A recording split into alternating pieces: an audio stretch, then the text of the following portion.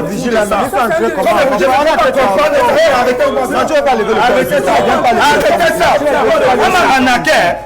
C'est son nom qui était devant moi. Boma, Patrick, magique Boma, stratosphérique.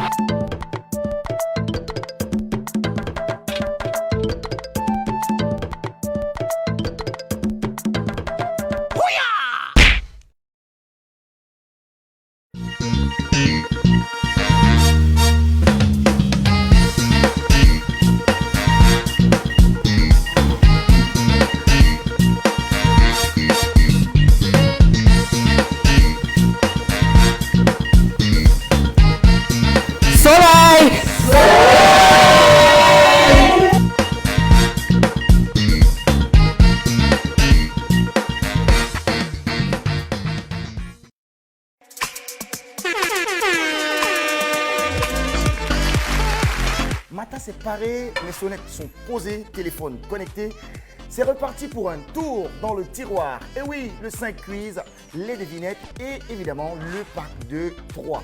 Qui sera le champion? Qui trouvera évidemment le trésor? 2 candidats, 25 tiroirs. Désormais, le tiroir, tous les lundis, mercredis et vendredis sur Sol Plus TV.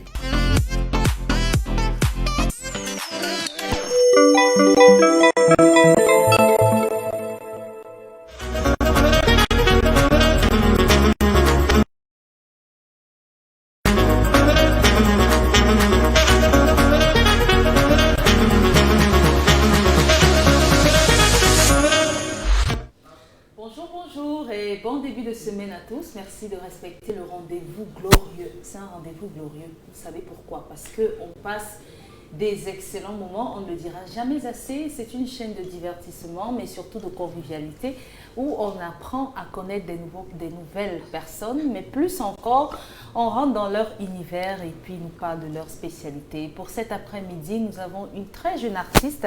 C'est une petite fille, glorieuse aussi, hein, parce que franchement, les œuvres qu'elle écrit, ce qu'elle a déjà réalisé à son âge, je peux dire que c'est quelque chose d'assez prodigieux. Elle s'appelle Laetitia Bouguem, elle est notre invitée pour cet après-midi. Je l'accueille derrière la transition.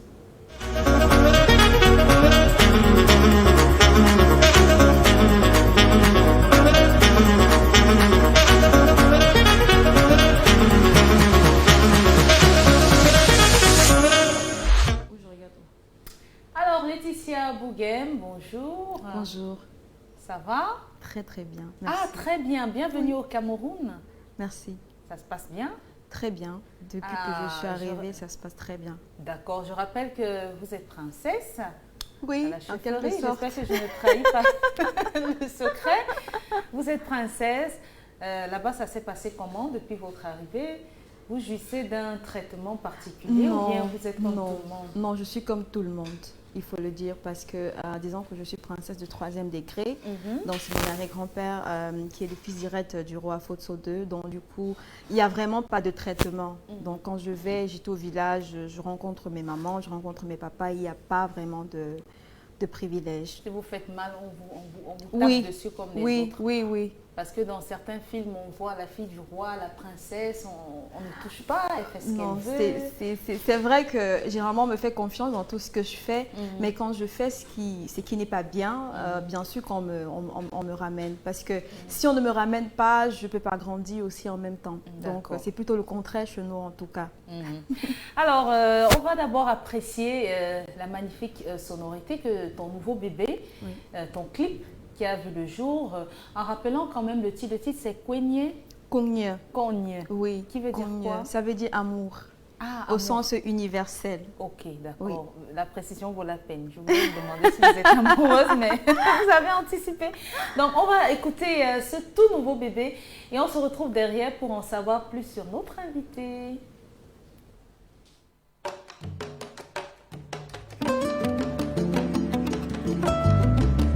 For you.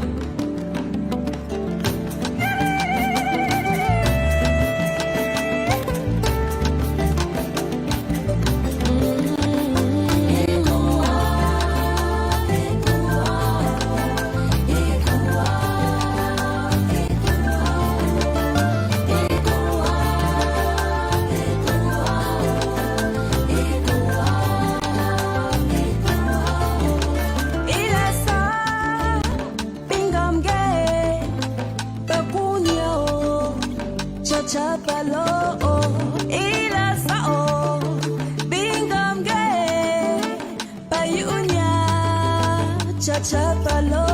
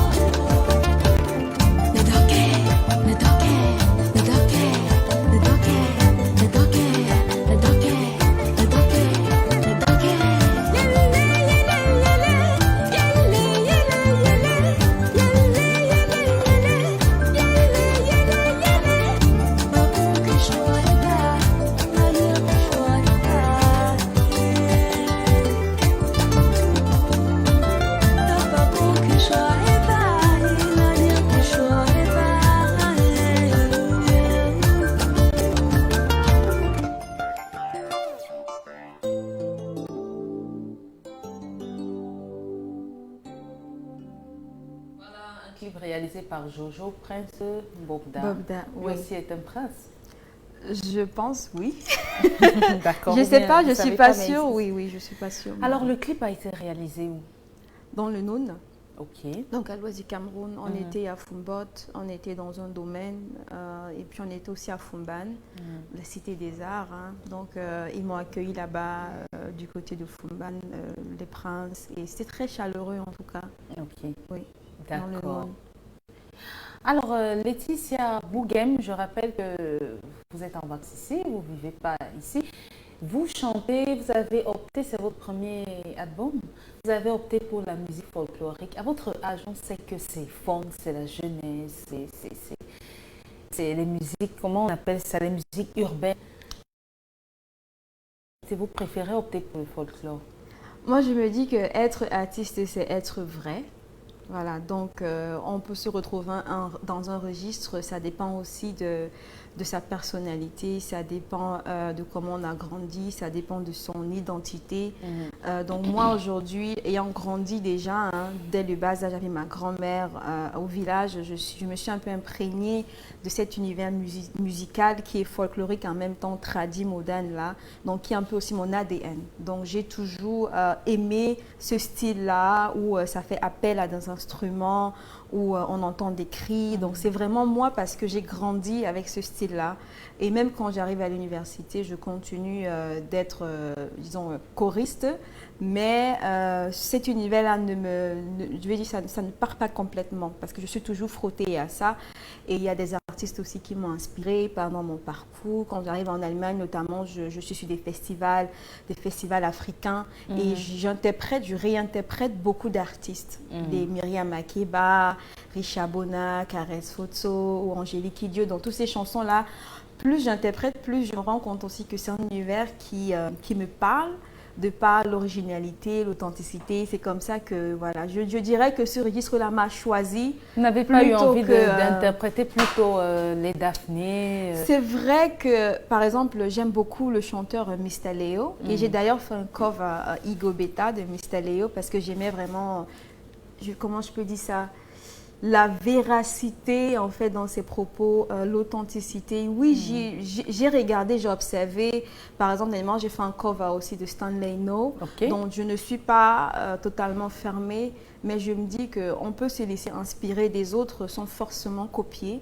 Donc du coup, pour moi, c'était important et c'est important de rester fidèle à ce que je ressens parce que c'est de l'art. Et je dis toujours que ce que je fais, ça vient d'ailleurs. Donc je communique avec des dieux. Je communique avec le Dieu de mes ancêtres. Donc, de plus en plus, quand je reçois des invités sur ce plateau, ils me parlent d'esprit. Vous parlez avec les esprits aussi? Oui, bon, par exemple, ce chant connu qui veut dire amour, je dis toujours que je suis une messagère. Donc, ce message-là, je l'ai reçu dans un temps de méditation. Ah bon? Oui. Comment ça s'est passé? Ça s'est passé, bon, c'est vrai qu'on ne peut pas tout dire sur le plateau, mais disons que je me suis retirée pour un temps de retraite. Et c'est pendant ce moment-là que je reçois vraiment ce message-là. Comment? Parce que nous, on veut savoir. Hein. En fait, on veut comment bien savoir quand on entend esprit.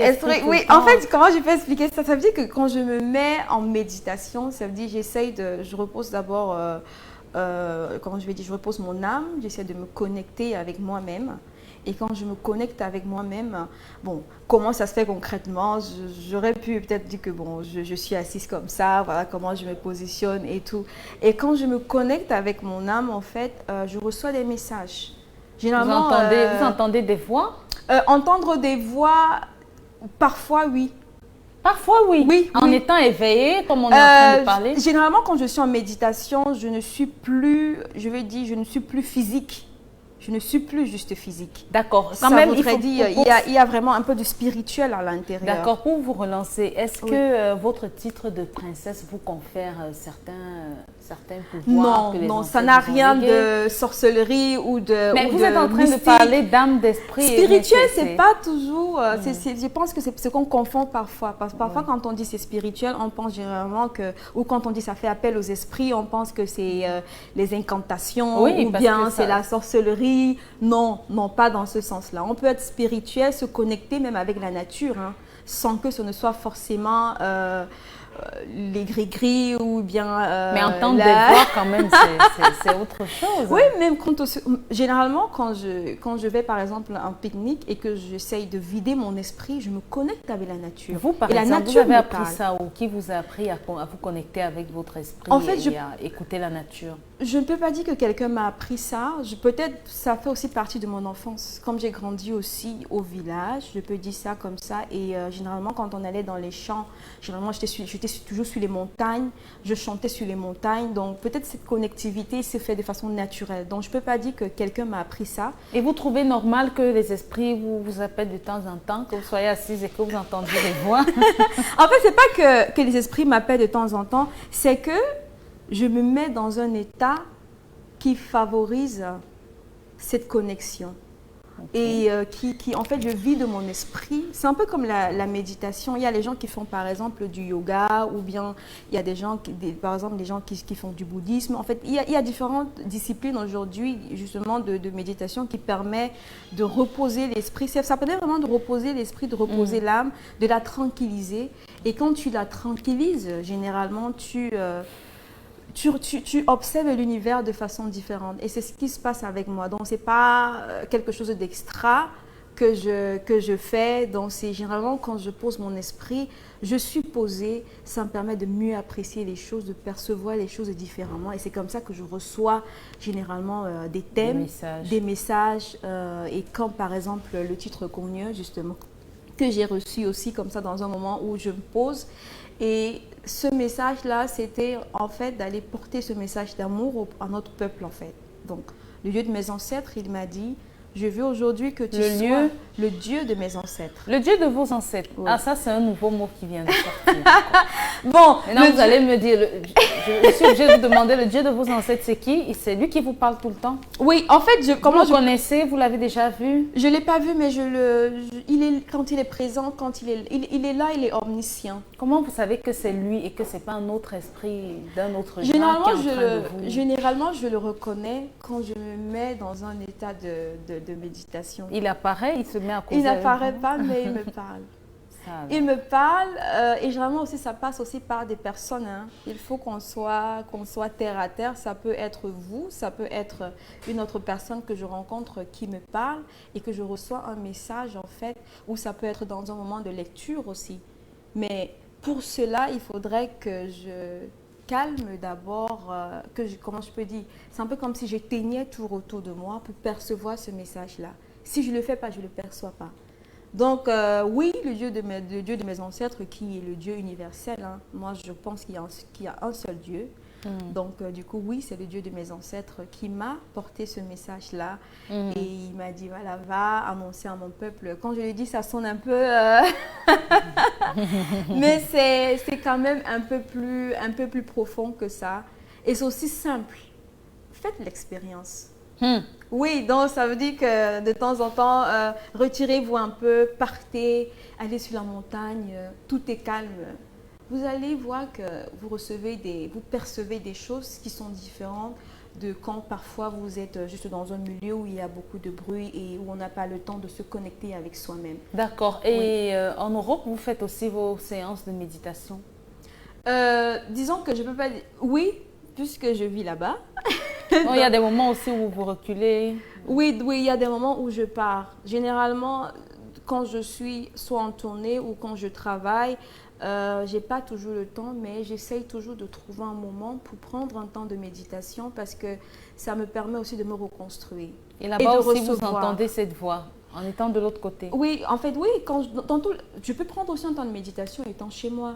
Comme j'aurais pu prendre un temps de méditation juste avant notre échange. Okay. Oui. Et je dis toujours que pour donner, il faut recevoir. Voilà, donc c'est pendant ces moments-là que je reçois et je ne donne que ce que je reçois. Si je ne reçois pas, je ne peux pas donner. Ok. D'accord. Oui. Alors, Laetitia, vous qui avez l'air très attachée à votre culture et tout, comment ça se passe pour que vous vous retrouviez en Allemagne? Oui, disons que je suis allée en Allemagne pour mes études, donc j'ai fait mon master là-bas. C'est vrai que vous allez permettre que je vous relance. Avant cette question-là, la culture, ça représente quoi pour Laetitia? C'est tout. Moi, je dis que la culture, c'est ce qui fait qui nous sommes. C'est qui nous sommes en fait. Et un peuple qui n'a pas de culture, c'est un peuple qui est perdu. C'est un peuple qui nage à contre-courant, qui va dans tous les sens sans savoir où il va. Pour moi, la culture, c'est important, c'est tout, c'est ce qui fait qui je suis. Et je pense aujourd'hui que chaque peuple l'a compris, même en Europe. Hein, quand vous allez en Europe, vous allez voir les musées, vous allez voir tel roi. Ils gardent vraiment leur culture. Donc pour moi, la culture, c'est ce qui fonde notre être, c'est ce qui fonde notre humanité. Et tant que l'on s'éloigne totalement de sa culture, on risquerait fortement de se perdre. D'accord. L'arrivée, le départ pour l'Europe, donc, ça se passe comment? Oui, donc après mes études, j'ai fait mon bachelor en Guaykele à l'université Yaoundé. À quel âge? Quel âge j'avais déjà? Je pense 19 ans ou quelque chose. Parce que vous avez plus de 19 ans là maintenant? Oui, j'ai plus de 19 ans. J'ai l'air d'avoir... Eh bien, dis donc. Oui, justement, on me dit ça. Parfois, on dit c'est comme si tu as 17 ans.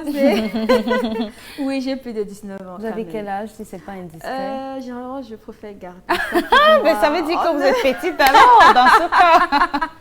Généralement, je préfère garder ça pour moi, juste comme ça. Oui. D'accord. Mais j'ai plus de 19 ans quand même. Plus de 20 ans? Oui. Ok, on vous le concède de toutes les façons. Bon, l'arrivée en Europe, vous obtenez votre bac ici, c'est ce que vous dites? Oui, j'ai eu mon bac ici, j'ai eu ma licence ici. Et puis, je vais en Europe, je continue, je fais un master là-bas en com management. Et puis, parallèlement, je redécouvre en fait ce côté artistique-là que j'ai très peu développé au Cameroun, justement en étant sur la scène. Donc je devrais dire que je me suis vraiment révélée en tant qu'artiste, étant plutôt là-bas qu'ici. Donc en étudiant parallèlement, je suis sur la scène. Et je fais les deux, si on peut dire ça comme ça, jusqu'à ce qu'à un moment donné, je me dis que bon, le public me réclame quelque chose de moi. Parce que ce qu'il faut dire, c'est que quand je fais mes tournées, je fais essentiellement des covers, donc des reprises. Les tournées, ça s'est passé comment? Vous n'êtes pas arrivé au pif comme ça et puis vous avez commencé les tournées. Qui vous a introduit? Ça s'est passé comment l'arrivée? Oui, quand je suis arrivée, parce que je suis quelqu'un qui m'intéresse beaucoup à l'humain, donc je m'intéresse aux autres. Donc c'est comme ça qu'il y a un événement interculturel dans la ville de Marbourg. Et je m'intéresse, je prends attache... Marbourg en Allemagne? Oui, Marbourg en Allemagne. C'est proche de la ville de Francfort. Et c'est comme ça que je me rapproche et puis je prends plus d'informations. Et en parlant avec l'organisatrice qui s'appelle Luisa Knospe, qui m'a beaucoup encouragée d'ailleurs, et puis elle me dit oui, je cherche des gens qui vont chanter et c'est hyper compliqué, je trouve personne, je veux quelqu'un qui est assez original, je veux vraiment des sonorités africaines et tout. Et puis je lui dis bon, c'est vrai que j'ai grandi un peu dans ça, mais je ne suis pas très sûre parce que je ne suis pas une artiste à ce moment-là. Et c'est comme ça qu'elle me dit, mais non, tu es exactement celle qu'il me faut. Donc je lui ai dit, c'est elle qui me fait confiance et elle me met sur la scène. Je ne suis même pas préparée devant plus de 2000 personnes. Je dois chanter avec, parce que c'est du live que je fais généralement. En plus? Oui, donc je travaille avec tout un orchestre. Donc du coup, il fallait... Donc, je me suis vue être artiste. J'ai pas eu le temps de... Voilà, ça m'est tombé dessus en fait. Ouais, oui, voilà. et c'est comme ça qu'on preste et les gens ont aimé et on en redemande. Et je suis finalement découverte par le maire en fait de la ville qui, lui, il s'intéresse fortement à ma voix, qui s'intéresse justement à notre culture, hein, il voit des choses, des éléments que j'apporte et comment je me mets sur la scène et tout. Et c'est comme ça qu'il décide de m'inviter pour la cérémonie de remise des vœux de la ville, en tant que la seule africaine sur le podium. Et les journaux, ils ont repris c'est qui, etc. Et je suis étudiante en même temps. Et c'est comme ça que l'université me porte aussi, parce que dans notre côté, ils sont aussi fiers, parce que quand tu es dans les journaux de la ville et tout, on dit c'est une étudiante africaine. À côté de ça, elle est très engagée dans le travail pour l'intégration, l'interculturalité. Et du coup, ils voient ma musique un peu comme un pont entre les différentes cultures. Parce que ce qu'il faut dire aussi, c'est que en Allemagne aujourd'hui, c'est un pays qui ouvre ses frontières et elle est confrontée justement à ces questions où il faudrait que les étrangers puissent s'intégrer en Allemagne et que les Allemands puissent comprendre les étrangers pour qu'il puisse y avoir une cohabitation. Donc du coup, quand tu es engagé dans ce sens-là, c'est très bien vu. Et donc c'est comme ça que ça m'encourage. Et quand le maître a déjà booké et que les gens sont contents, c'est comme ça que j'ai commencé à être appelée pour des tournées. Donc c'est vraiment comme ça que ça commence. Et c'est comme ça que je me développe et que je me produis sur plusieurs scènes. Alors, est-ce qu'il y a eu des difficultés? Vous présentez comme ça dans un univers où il y avait que les personnes à la peau blanche. Vous arriviez dans ce milieu-là avec vos tenues, vos parures et tout. Est-ce que vous avez été heurté parfois à des propos racistes, des choses comme ça? Je pense que oui, ça, il y en a toujours. Il y en a toujours, mais quand je disais pourquoi la culture est importante, parce que quand tu sais d'où tu viens, tu sais qui tu es. Donc, peu importe le regard de l'autre, tu as une confiance en toi qui est débordante. Donc, du coup, pour moi, l'incompréhension de l'autre n'est que son incompréhension et sa limite à lui. Donc, du coup, quand les gens pourraient dire... oui, c'est quoi ça? Est-ce que c'est de la sorcellerie? Est-ce que c'est du vaudou? Ou je ne sais pas trop quoi. Généralement, j'utilise ça comme un élément pour entrer dans la conversation et justement leur expliquer que non, ce n'est pas forcément quelque chose de mauvais, ce n'est pas ce que vous croyez, c'est ma culture. Si j'aborde ce tissu-là, c'est un très beau tissu traditionnel qui est fait par des artisans et qui est porté par la classe noble. Et donc, tu vois, j'entre dans les détails et au final, c'est plutôt un plus parce qu'ils ne savent pas. Parce que généralement, ce qu'eux, ils voient à la télé, c'est la guerre, la brousse, famine, plein d'animaux. La brousse, quelqu'un m'a demandé si j'avais déjà tué un lion. Oh, si carrément. Un lion. Il y a vraiment des gens qui sont encore malheureusement fermés, si je peux dire comme ça. Je ne peux pas dire fermés parce qu'ils n'ont pas l'opportunité de connaître autre chose. Donc, ça voudrait dire que c'est aussi à nous qui sommes en Europe d'être des ambassadeurs aussi de notre culture, de notre pays sur un plan international pour que voilà, ils comprennent que au-delà de tout ce qu'il peut y avoir de négatif en Afrique, il y a beaucoup de positifs. Et c'est d'ailleurs pourquoi j'ai voulu aller dans les montagnes, j'ai voulu choisir ce qu'il y a vraiment de beau pour pouvoir présenter dans le clip. Oui, les difficultés, il y en a eu du côté des Blancs comme du côté des Noirs aussi. Oui, parce que quand tu viens, tu crois fortement à tes rêves, tu étudies à côté, c'est pas facile, il faut allier. Est-ce que dans votre milieu, oui. c'est passé les chanteuses folkloriques, vous avez bénéficié du soutien de certaines d'entre elles ou est-ce que ça a été bien accueilli? Je vais dire qu'au départ, vraiment, ceux qui m'ont soutenue, c'était pas d'abord la communauté noire, il faut le dire, ou la communauté camerounaise. Pourquoi? Je pense que quand on arrive en Europe, les gens sont occupés. Donc les gens, je peux pas dire ça en manque de volonté, mais généralement les gens ont beaucoup de choses à faire. Donc du coup, quand ça prend, c'est vraiment là que tu te rends compte qu'il y a des soutiens qui viennent par-ci, par-là. Mais au départ, personne ne vous a pris la main? Au départ, je vais dire mes proches, ma famille, oui. Quelques amis que j'avais, mais maintenant, par exemple, la communauté africaine ou camerounaise qui me soutient, c'est après vraiment que je me sois révélée. C'est après qu'ils aient vu que j'ai chanté devant plus de 2000 personnes. Mais sinon, au départ, oui. On se dit que ce sont les choses qu'on fait sur Facebook là, quoi. Donc, on n'a pas le temps. Et ça, moi, je comprends aussi. Donc, du coup, aujourd'hui, j'apprécie que l'on me soutienne de partout, que ce soit en Allemagne, que ce soit au Cameroun. J'ai vu la grande sœur Caresse qui a partagé le clip, Moussi le charismatique, il a partagé. Donc, il y a beaucoup d'autres personnes, d'autres chanteurs qui ont partagé. Il y a Son Plus TV qui m'a invité, qui me reçoit chaleureusement avec toute la bonne humeur. Donc, du coup, ça fait chaud au cœur et ça me permet de puiser aussi des forces pour continuer en fait la mission que j'ai. Parce que oui. J'allais demander Sandy Vianney, vous avez des contacts avec elle?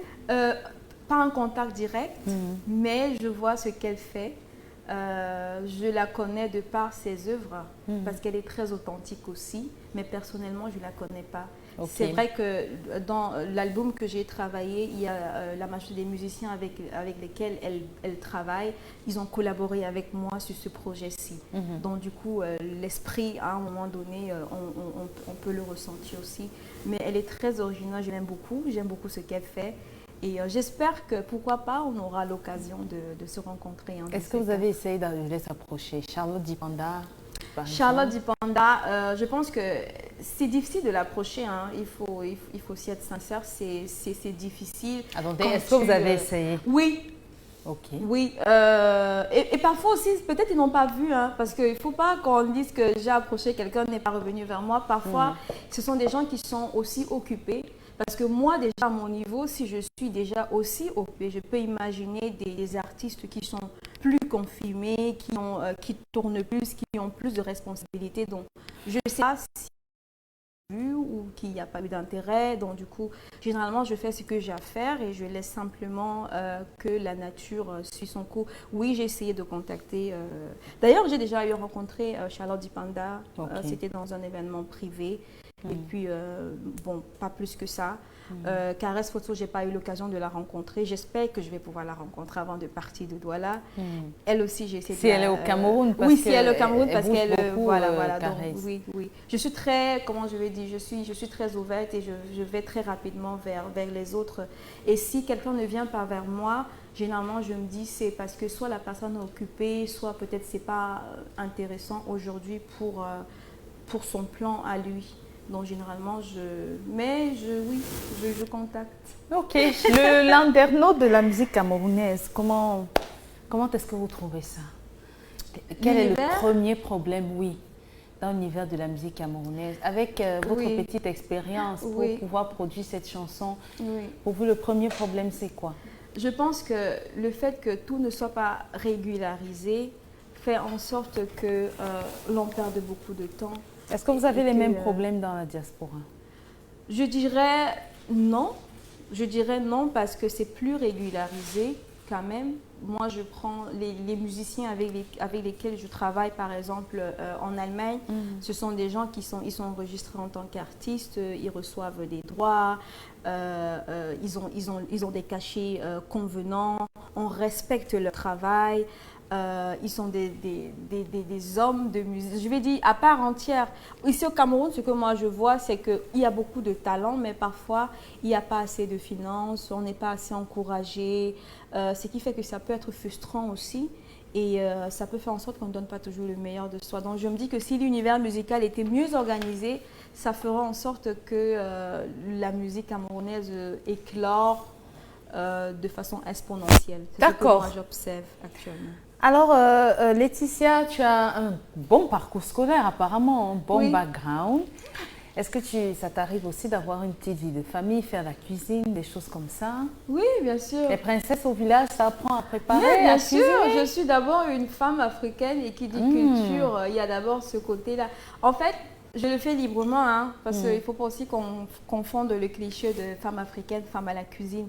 Non, c'est pas ça, mais oui, j'ai grandi aussi dans cet univers-là. Maman faisait la sauce jaune et elle vous a appris à faire la sauce jaune, le taro. Le taro. Donc tout ça, vous préparez le cuit. Le cuit, oui, ça je sais le faire. Tout à l'heure, vous allez nous dire comment on prépare le cuit parce que nous avons une rubrique ici qu'on appelle le Chop Time. On va un peu parler de cuisine derrière la transition.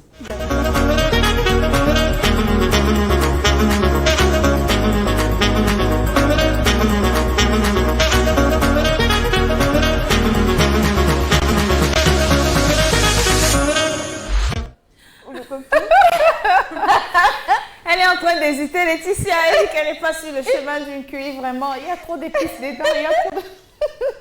Quoi alors, le konchap?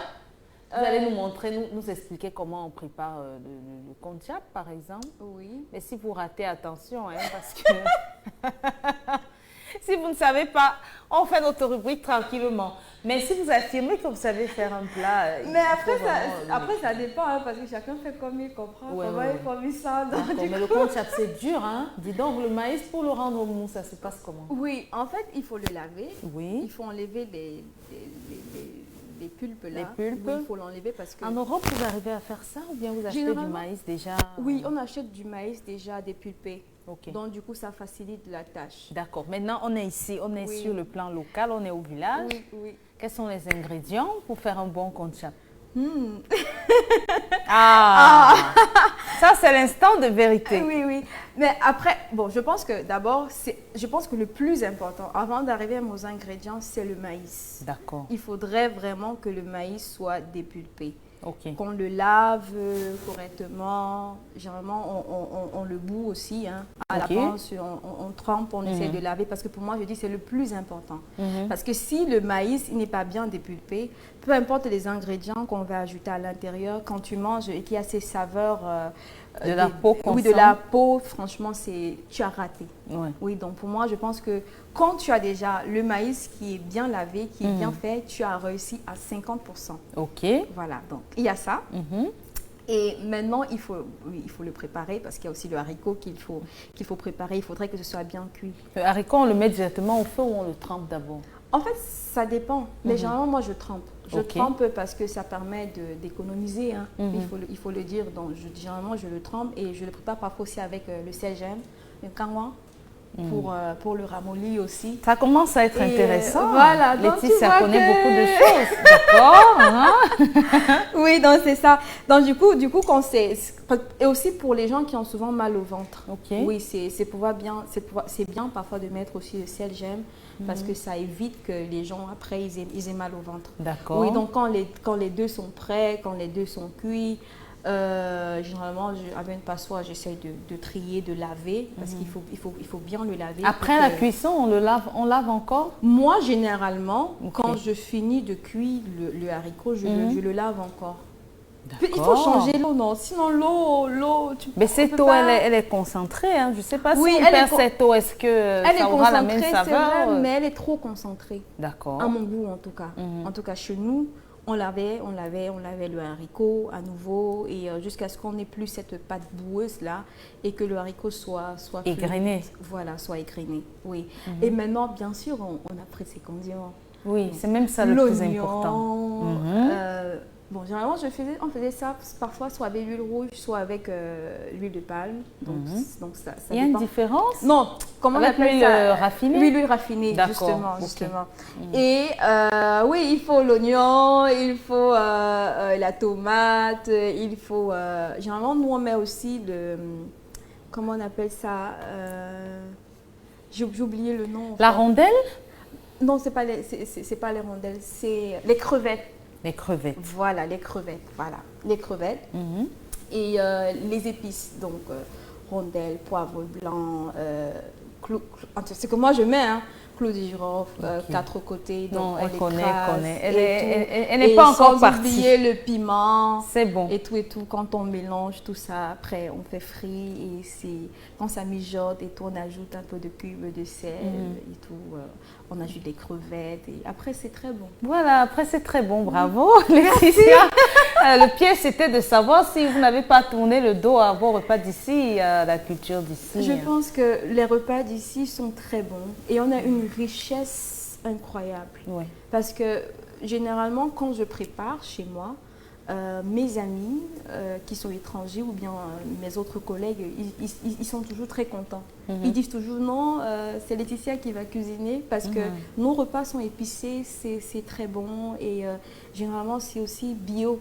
C'est vraiment naturel. On a les feuilles ou quand je fais par exemple le ndolé ou le héros, généralement non seulement ça nourrit bien, mais en même temps, c'est aussi bon pour la santé, contrairement à tout ce que je vois là-bas. Donc, oui, je m'efforce toujours de préparer camerounais et africain parce que c'est très D'accord, bon. même si ça coûte les yeux de la tête, hein, Oui. c'est que c'est très cher de ce côté. Vrai, c'est vrai. Alors, on va faire défiler quelques épices à la télé. Des épices, Ça d'accord. sera un autre petit test pour Laetitia. On y va avec la première. C'est des épices ou parfois c'est des ingrédients ou peut-être même des aliments. Il n'y a pas de souci. Allez, voilà la première image. Laetitia. Je crois que j'aurais du mal à reconnaître.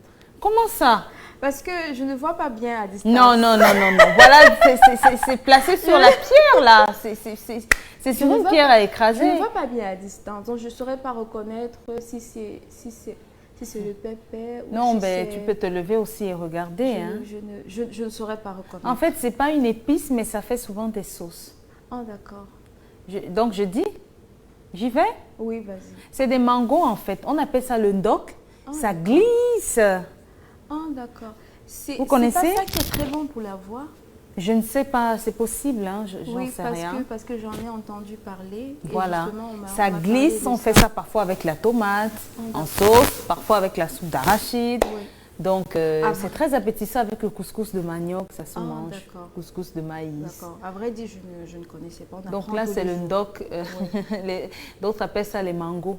D'accord. On passe à la prochaine image. J'espère que je vais reconnaître au moins. C'est une chose avant de sortir du plateau. Hein. Même ceci. Comment ça s'appelle déjà? Oh, mais j'ai c'est oublié trop le nom. facile, ça, Oui, Laetitia. Je sais, j'ai oublié le nom. Surtout qu'on rencontre ça beaucoup en Europe.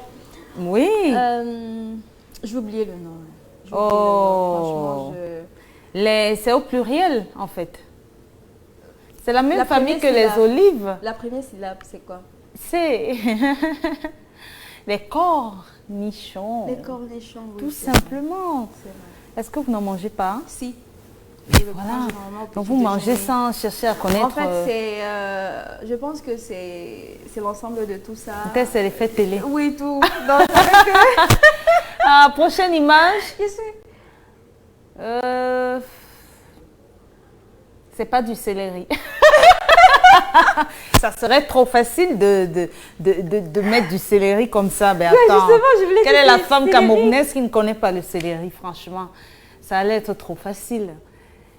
Ça Wow. ressemble au céleri, mais en fait, Oui, c'est pas du justement, céleri. ça ressemble fortement au céleri, c'est ce que moi j'aurais dit. En fait. Ça va aller? Ben, j'espère que tu vas trouver au moins Oui, une, hein, j'espère, sinon il y parce aura qu'il une faut que punition. je- Hein. Franchement, C'est quoi déjà? C'est quoi le nom? la coriandre en fait. Oh, d'accord. La coriandre a l'air plus petite elle est plus petite que le céleri. C'est carrément du céleri, mais version plus petite et Ah, moins. d'accord. Parce que le céleri a une odeur assez forte. Oui, Donc oui. la coriandre, elle, son odeur n'est pas tellement aussi forte que ça. Donc j'aurais dû dire c'est version petite de céleri. Mieux encore, tu aurais trouvé. Ce sont des feuilles. Ce sont les feuilles qu'on fait le nkwem. Mais voilà, bravo. Au moins un point sur 5.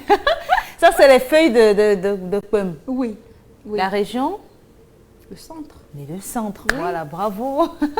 On mange ça dans le centre, c'est des feuilles de manioc. En astuce, on dit quand tu les piles, tu extrais le jus, tu mélanges avec du lait concentré, c'est bon pour le sang, ça donne énormément de sang. Ça, j'avais appris. C'est très bien, je profite pour conseiller ça à Patel, qui est notre chroniqueur ici, qui ne se sent pas bien depuis le matin. Donc c'est une très belle astuce pour se remonter, donner du sang.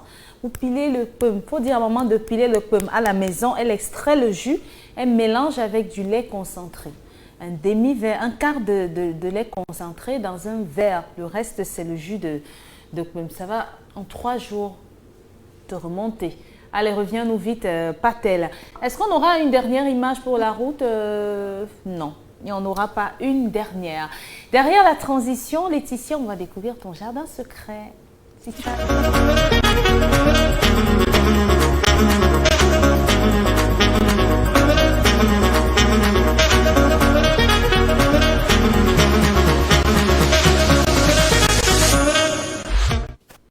Alors Laetitia, ça va? Très bien. D'accord, nous sommes dans C'est la pause. Pour ceux qui arrivent, on vous souhaite de bonne arrivée. Vous êtes sur Sun Plus TV, l'émission, c'est une émission de détente. Et aujourd'hui, on apprend à connaître Laetitia. Laetitia qui est artiste musicienne, mais qui a peut-être une autre formation. Quand Laetitia n'est pas artiste musicienne, qu'est-ce qu'elle fait? Je suis consultante. Je fais management, ressources humaines et c'est allié au IT. D'accord. Laetitia est amoureuse. Bien sûr. Elle ne va pas me dire du monde je suis amoureuse de la musique. Je suis amoureuse de la chanson Pogno, ça veut dire amour. Donc je suis amoureuse, mon cœur est plein d'amour. Bien sûr, est-ce que vous partagez votre vie avec quelqu'un qui vous fait battre le cœur? Ah, c'est vraiment vous ici là? Oui. Oh, mais là, c'est comme si c'était je faisais la belle, je crois. Oui. Vous faisiez votre malin? Oui, en fait. D'accord. Est-ce que Laetitia, c'est un cœur à prendre alors? Mon cœur est pris. Comment ça? Il est pris et il est pris d'amour. Mais on ne se marie pas avec la forêt et avec les océans, les poissons, la mer, la nature, les feuilles vertes. On se marie avec un homme et on veut... Mon cœur est... En fait, je dirais toujours que mon cœur est pris et il n'y a pas d'espace pour autre chose. Ah bon? Oui. Carrément? Carrément. Oh Laetitia, c'est pas sérieux. Il y a des hommes qui sont en train de suivre là, nous sommes sur Internet et tout. Oui. Je suppose que vous êtes encore célibataire. Oui, je suis célibataire. Et vous ne voulez pas, vous dites que votre cœur n'est pas à prendre. En fait, ce que je me dis, c'est que on rencontre des gens. Je ne suis pas vraiment dans il faut que ça se fasse comme ça, comme ci, comme ça. Je suis très naturelle dans les choses. Donc, si des choses se passent, s'il y a des choses qui doivent arriver, pourquoi pas, ça peut arriver. Mais je ne suis pas vraiment, c'est pas que je me mets de barrières ou quoi que ce soit. Je peux être aussi ouverte quand il le faut, mais il faudrait que l'opportunité se présente comme il se doit. Ok. Mais mon cœur, il est pris, comme j'ai dit. Et il est pris par les eaux, la forêt, les esprits, par l'amour, par tout ce qui me passionne. Bien sûr, il y a aussi les humains, donc oui. Ok. Il est pris par beaucoup de choses. D'accord. Vous êtes précisément originaire de quelle tribu? Papa, il est Bayangam, ma mère Badjoun, donc j'ai grandi avec ma grand-mère Badjoun. Je dirais que je suis une sorte de mélange. Généralement, je dis que je viens du Cameroun, mais je suis une citoyenne du monde parce que j'ai beaucoup voyagé et à chaque fois, partout où je suis très vite adoptée, je m'intègre très facilement. Originaire du Cameroun, mais citoyenne du monde. D'accord, citoyenne du monde. Avec papa, ça se passe comment? Papa et maman, oui, la musique, ils ont accepté ça facilement. En fait, ma mère aujourd'hui, j'étais très heureuse de voir qu'elle a mis mon passage en statut et tout. Ça veut dire qu'elle est fière, elle est contente. Mais au départ, c'était plutôt, il faut que tu fasses des études. Elle ne voulait pas une fille star. Oui. Mais moi, déjà dès la maternelle, j'interprétais les Annie Anzoué dans tous les mariages de la famille. Ça veut dire qu'on n'est pas facile, hein, par exemple. C'est une bonne danseuse? Je danse aussi, oui, quand il le faut. Parce que généralement, puisque je suis sur la scène, il faut que j'amène aussi les gens à danser. Dansez, on vous met la musique là maintenant, vous allez danser. Oui, je vais danser. Ah! Je vais danser. Parce que ça porte la joie, ça porte la bonne humeur. Ok. Oui, c'est comme une sorte de thérapie. Je dis toujours, ma musique, mon art, je veux qu'elle soit thérapie pour les autres. Je voudrais que ça puisse aider quelqu'un à aller mieux, à se sentir mieux. Oui. Ok. Et papa n'a pas intégré non plus. Papa, lui, il m'a toujours fait confiance. C'est ce qui est bien, ce qui est chouette sur mes parents, c'est qu'ils me font confiance. Donc, dès le départ, ils ont souhaité que j'ai une éducation, que je fasse des études. Et ça, je comprends aujourd'hui avec du recul parce que quand tu es une femme, c'est important que tu sois aussi indépendante financièrement. C'est important que tu puisses avoir de la matière grise. C'est important que tu puisses te développer, ton intellect et tout. Et à côté de ça, si tu vis ta passion aussi, c'est bien. Mais il ne faudrait pas se perdre totalement. Je dis, bon, moi, je dis, ces doubles casquettes-là m'aident en fait. C'est plutôt aujourd'hui bénéfique pour moi. Mais au départ, c'est vraiment, va à l'école, fais tes choses que tu fais là, mais l'école d'abord. Et quand j'ai fini mon master et que j'ai travaillé, j'ai dit, ok, je vous ai donné tout ce que vous voulez. Est-ce que je peux faire la musique maintenant? Et aujourd'hui, je vois qu'ils m'encouragent et ils sont fiers de moi. Ils sont de l'autre côté avec vous ou bien Maman, ils sont pour le ici? moment, elle est à l'étranger, mais papa, pour le moment, il est au village. Et là-bas, vous vivez seule, Oui. enfant? Vous vivez toute seule? Je vis seule. Oui. Vous en sortez comment? Vous n'avez pas peur des tueurs en série, des Non, choses comme ça? ce Parce sont qu'on des voit beaucoup de clichés. choses. Ce sont des clichés. Oui, je pense que il y a des endroits qui sont, comment je peux dire ça, qui sont dangereux. Je ne fréquente pas les milieux dangereux, donc du coup, je n'ai pas intérêt à avoir peur. Donc, voilà, donc du coup, je dirais plutôt que côté sécurité, c'est très bien organisé. Et non, j'ai pas peur. J'ai peur de rien en fait. J'ai toujours été quelqu'un qui a des objectifs dans la vie et qui se bat pour les atteindre et qui essaye dignement d'être, comment je peux dire, d'être quelqu'un, mais en gardant à la tête que je dois travailler dur. Donc du coup, quand même quand j'arrive à l'étranger, c'est pas facile, hein. C'est pas ce que bon, je vais pas dire les influenceurs, mais ce que certaines personnes montrent toujours. Il faut travailler dur si tu veux emprunter le chemin normal. Donc vous avez travaillé très très dur quand même pour parvenir à ça? Oui, parce que étant étudiante, il fallait que je finance aussi mes études à côté. Et comment vous Ça, faisiez il faut le pour, dire. Donc pour je financer? travaillais à mi-temps. J'ai travaillé à mi-temps. Vous n'avez pas été tentée par certaines choses? Il y avait beaucoup de tentations, mais je dis toujours, l'éducation, c'est la clé. Parce que j'ai eu des bases très très bonnes et très très solides. Vous êtes chrétienne? Je suis chrétienne. Ma grand-mère m'a éduquée en femme indépendante, mais elle m'a inculqué beaucoup de valeurs. Donc du coup, il n'y a rien qui m'impressionne. Je le dis généralement. Donc du coup, quand tu sais qui tu es, quand tu connais ta valeur, il y a des choses que tu fais pas facilement. Généralement, les gens, il y a eu beaucoup de tentations, même en étant artiste. Hein. Il y a des propositions qui ne sont pas toujours saines. Donc c'est à toi de choisir quel type d'artiste tu veux être aussi. Parce que moi, je dis toujours, il faudrait que ma musique reflète aussi ma personnalité. Je veux chanter aussi un peu qui je suis.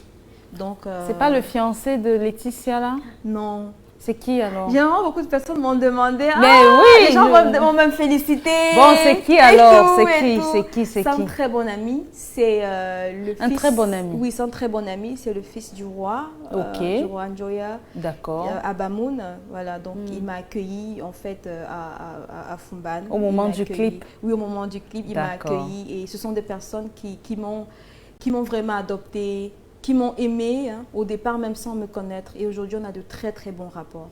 Ouais. Alors, avec ce mélange, la Laetitia, européanisé à la fois, parce que quel que soit le cas, même si vous êtes attaché à haute culture, il y aura toujours un peu de là où vous vivez. Est-ce que vous êtes prête à accepter la polygamie? Puisque vous avez grandi dans cet univers-là, étant roi, grand-père avec combien de femmes? Beaucoup. Beaucoup, hein? Est-ce que Laetitia serait prête à faire comme sa grand-mère? On m'a posé cette question, ça revient toujours tout le temps.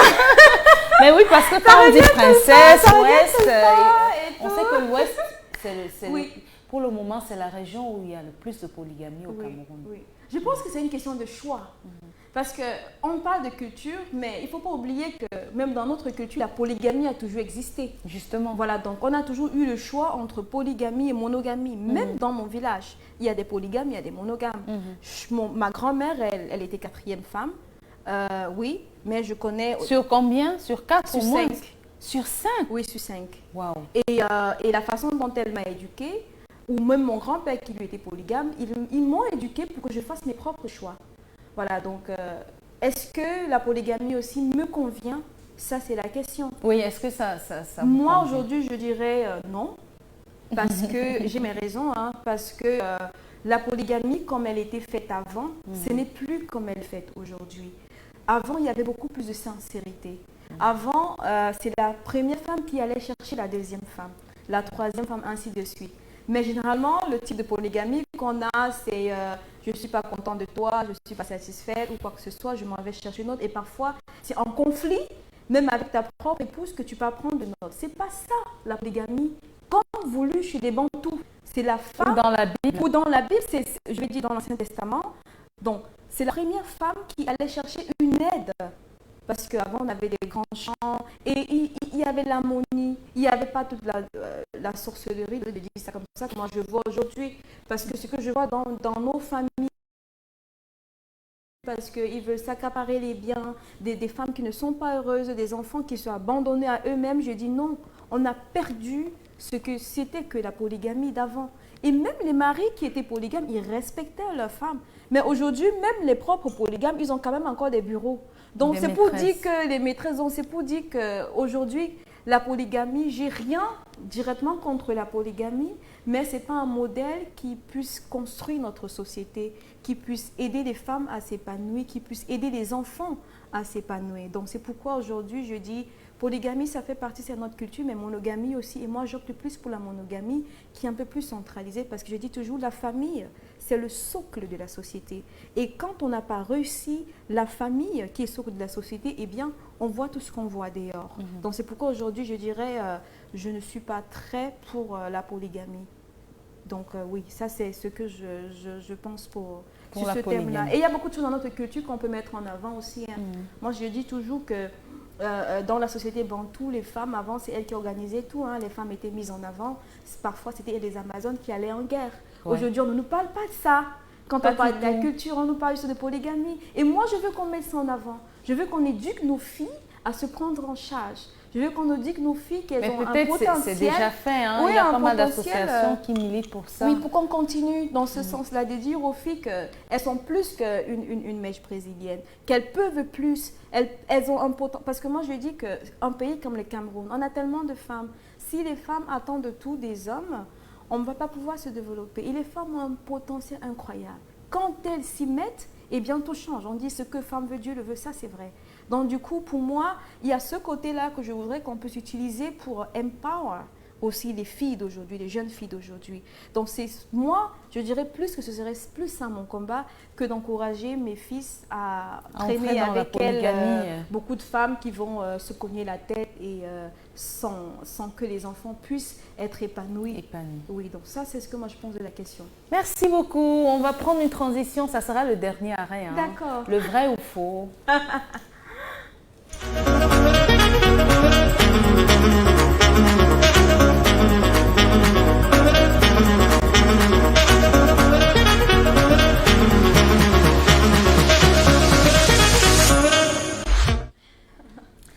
Nous sommes dans le dernier arrêt de notre programme et on est avec Laetitia Bouguem. C'est un régal hein, de s'entretenir avec vous, Laetitia.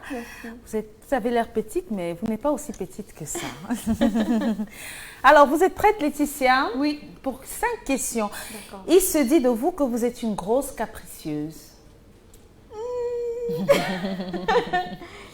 Il y a quelqu'un en face qui pouvait répondre, mais bon. Ça dépend.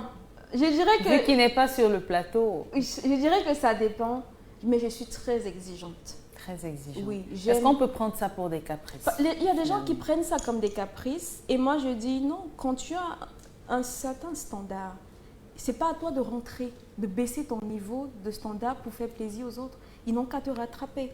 Et j'ai généralement ce problème-là, que je suis exigeante, je veux que les choses soient bien faites. Je veux qu'on soit honnête dans ce qu'on fait. Et généralement, ça fait, ouais, elle est capricieuse, elle veut que toi, tout soit parfait et tout. Mais moi, je pense que parce que perfectionnisme, il faut le voir des deux sens aussi. Ça peut être bien, ça peut être mauvais. Donc, capricieux, ça dépend de qui l'interprète. Mais beaucoup de gens disent, oui, elle est capricieuse, elle est exigeante. Je pense que les gens disent ça. Oui. D'accord. En amour, vous n'êtes pas du genre à avouer vos sentiments. Ça aussi, ça dépend. Hein. Ça dépend de quoi on appelle avouer ses sentiments. Dire à son partenaire, je t'aime. À mon partenaire de lui dire je t'aime, bah, je le dis. Ah, d'accord. Ça, Ok. Donc, c'est faux, oui, c'est faux. Il faut d'ailleurs le dire. Il ne faut pas toujours laisser que les gens devinent tout. Parce que je dis toujours que si tu as la personne avec toi, c'est le moment de lui dire. Parce que tu ne sais pas ce qui peut se passer demain. Donc, oui, je le dis. Il y a des gens qui ont honte de dire je t'aime, hein, carrément. Bon. Ils se disent que quand tu vas dire je t'aime, tu seras une personne faible. Et le partenaire en face va utiliser ça pour te faire du mal. C'est vrai que aussi, les gens, parce que derrière je t'aime, il y a aussi la responsabilité. Donc, parce que beaucoup de gens de nos jours disent aussi je t'aime, je t'aime, je t'aime, c'est devenu un mot banal. Mais généralement, quand moi je dis quelque chose, je pèse mes mots. Donc, du coup, d'autres personnes peuvent avoir peur parce qu'ils ne sont pas prêts à assumer ce qu'il y a derrière je t'aime. Parce que dire je t'aime, c'est bien plus grand que juste ce mot-là. Ça implique de l'engagement, ça implique je suis là, quoi qu'il arrive, je t'aime tel que tu es. Ça implique beaucoup de choses. Donc, rien que le je t'aime, lui, ça ne suffit pas. Mais généralement, oui, il faut le dire si c'est sincère. Il ne faut pas juste le dire pour le dire. Pour le dire. Oui. Comme si certaines personnes. Exactement. Votre animal de compagnie, Laetitia, est le chat. J'aime beaucoup le chat, c'est vrai. Mais je n'ai pas d'animal de compagnie. Pour le moment. Pour le moment. Vous souhaiteriez en avoir? Je n'en ai pas trouvé la nécessité aujourd'hui. Donc, surtout parce que quand tu as un animal de compagnie, il faut avoir du temps aussi pour en prendre soin. Et surtout en Europe, c'est différent d'ici. Là-bas, il y a les règles, il y a même le passeport pour les chats. Il y a tout. Donc, il faut vraiment être organisé. C'est tout un engagement pour avoir... C'est tout un engagement. C'est comme un enfant. C'est pas comme ici où on a nos chats, le voisin les arrête, il les tue, les mange et personne ne dit rien. C'est pas ça. C'est comme un enfant. Laetitia, vous croyez en la force du travail et non au destin. Pour vous, on ne moissonne que là où on a travaillé. Vrai. Vrai. Donc pour vous, le destin, on le déclenche. On provoque le destin. On provoque le destin, ça veut dire que quand tu travailles, si tu as une vision, il faut travailler pour cette vision-là. Et même les forces de la nature vont converger à ce que tu puisses atteindre tes objectifs. Rester à la maison, croiser les bras, ne rien faire et atteindre le destin, ça arrive peut-être une fois sur 1000. Sur 1000. Oui, mais généralement, si tu travailles, si tu es une bosseuse et que tu te fais aussi encadrer, parce qu'il faut aussi bien travailler, hein, tout ce n'est pas de travailler, il faut essayer de cadrer, d'être stratégique dans ce que tu fais. Généralement, le succès vient quand tu essayes de foncer. De foncer, oui. Beaucoup de résilience. Oui, de briser, de dire que je peux. Okay. Oui. D'accord. Dernière question, votre rêve, c'est de revenir au Cameroun après votre retraite? Je ne dirais pas après ma retraite, hein, parce que après ma retraite, c'est un peu long. Donc, oui, c'est long quand même. Vous pensez revenir bien avant? Déjà que je suis entre le Cameroun et l'Allemagne aujourd'hui, et je pense que étant artiste, je suis appelée à être un peu partout, mais je souhaiterais qu'à l'avenir, que ma base soit le Cameroun. Parce que je dis toujours qu'on est toujours mieux chez soi. C'est vrai qu'on peut aller à l'extérieur, se former, apprendre de nouvelles choses, mais il faut toujours penser à la maison. Donc du coup, si je peux rentrer avant ma retraite de façon définitive, ça me ferait plaisir. Ok, de façon définitive. Oui, bon, pourquoi pas. Vous vous sentez mieux ici que là-bas? En fait, je ne sais pas comment je peux dire ça. Il y a des points positifs ici, il y a des points négatifs. Là-bas, il y a des points positifs, il y a des points négatifs. Qu'est-ce qui est négatif là-bas? Parce que c'est bon à savoir. Qu'est-ce qui est négatif? Pour vos jeunes frères qui rêvent, qui ont envie de partir. On a encore vu hier une vidéo d'une dame qui circulait. Elle était en plein désert en train de perdre connaissance et on essayait de faire publier la vidéo pour que sa famille rentre en contact avec elle. Malheureusement, quelques heures après, elle serait décédée. Donc, qu'est-ce que vous dites à vos jeunes frères qui tentent comme ça, qui essayent de partir en se disant que là-bas, c'est le Eldorado?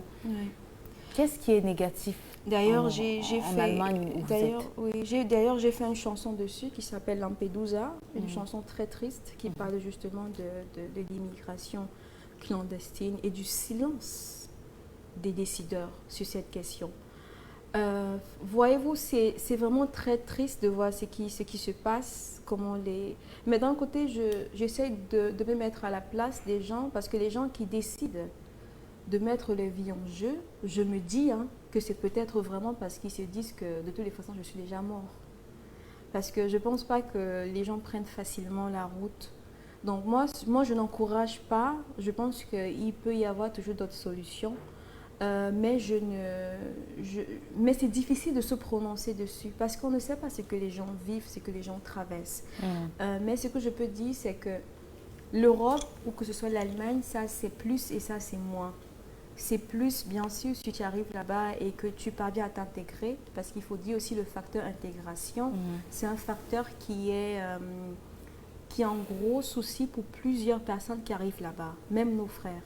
On voit beaucoup de couples, généralement, quand ils arrivent là-bas, ils se déchirent parce qu'ils ne comprennent pas que le système est différent par rapport à ici. Je vais prendre juste une question des droits, les droits des femmes, comment c'est organisé, ce que tu attends d'une femme, c'est différent. Et si tu arrives et que tu n'es pas préparé à intégrer ça, tu peux vivre un choc. On a des gens on a entendu des hommes qui ont assassiné leurs femmes parce qu'ils n'ont pas pu s'intégrer. Donc je veux dire, il y a ce côté intégration là qui est important.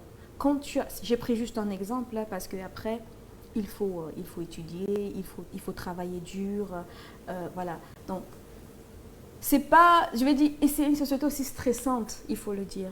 Ici, il n'y a pas beaucoup de stress. Ah bon? Généralement, en tout cas, moi, je prends l'exemple de quand j'étais là et quand j'étais après. Bon, même quand il y a le stress, les gars, on est toujours ensemble. On est toujours ensemble, on mange, on boit, voilà, on il y a la rigole. tontine le dimanche, ou bien il y a le désert. Le club tarot, il y a le bon vin. Voilà, donc ça veut dire même qu'il y a la difficulté, les gens, généralement, ils trouvent un moyen. Ici, le socle familial est plus fort que là-bas, où c'est très individualisé. Donc, ça veut dire que c'est chacun pour soi et Dieu pour tous. Donc, mais ici, généralement, tu peux toquer encore chez ta voisine. Généralement, là-bas, tu ne connais même pas qui est ton voisin. Est-ce que vous êtes déjà allé toquer une fois chez Oui. une voisine? Ça m'a pris peut-être 1 an pour qu'on puisse vraiment se connaître. Donc, on se rencontrait dans l'ascenseur comme ça. Bon, 1 fois, 2 fois, 3 fois. Après, on s'est dit bonjour et c'est comme ça qu'on prend le contact. Mais ça prend vraiment du temps. Parce qu'ils sont habitués généralement à faire les choses d'eux-mêmes. Donc, il n'y a pas trop ce communautarisme-là que l'on rencontre, par exemple, en Afrique, qui est une richesse incroyable. Donc, je veux dire, il y a toujours vraiment des plus et des moins. Et ça dépend de comment tu es en tant que personne. Tu peux aller en Europe et tu t'en sors vraiment si tu es quelqu'un qui est ouvert d'esprit, si tu es quelqu'un qui est entreprenant, quelqu'un qui est prêt à tout, etc. Comme tu peux rester aussi ici et avoir cette mentalité-là et tu t'en sors aussi. Et comme tu peux aller là-bas et tu attends qu'on fasse tout pour toi, tu n'es pas prêt à accepter les frustrations, parce qu'il y a aussi les frustrations qui vont avec, et puis tu t'en sors pas. Donc je veux dire, il faut être préparé pour ça et il faut savoir pourquoi est-ce qu'on va et quel est le plan qu'on a pour soi. Mais je pense que ce soit là-bas ou que ce soit ici, ça dépend aussi parfois vraiment du mindset. D'accord, Oui. Merci beaucoup Laetitia. On est à la fin de l'émission. Votre actualité, c'est quoi? Oui, donc actuellement, je suis au Cameroun pour la promotion du projet Kounia. Et oui, donc on a déjà fait les radios, les télés et on est en train de continuer la promotion. Après cette phase-là, je retourne en Allemagne parce que je suis sur des festivals, je suis annoncée sur des festivals. Et après ça, on va préparer la venue de l'album. Donc l'album qui arrive certainement en 2022. Donc avec mon équipe, on est en train de voir comment, parce qu'on veut faire une sortie africaine, pas que camerounaise.